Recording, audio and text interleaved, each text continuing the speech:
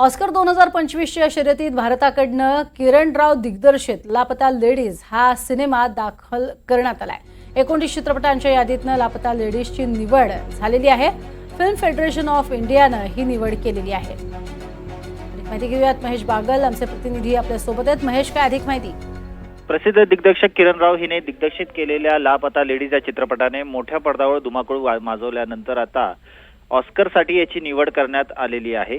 या चित्रपटाचं भारतामध्ये रिलीज झाल्यानंतर खूप कौतुक करण्यात आलं होतं आणि आता 2025च्या ऑस्कर पुरस्कारासाठी लापता लेडीज चित्रपटाची निवड करण्यात आल्याची घोषणा करण्यात आलेली आहे। त्यामुळे चित्रपटाचे दिग्दर्शक, कलाकार, तंत्रज्ञ आणि क्रू मेंबर्स जे होते यांच्यासाठी ही अतिशय आनंदाची बातमी आहे।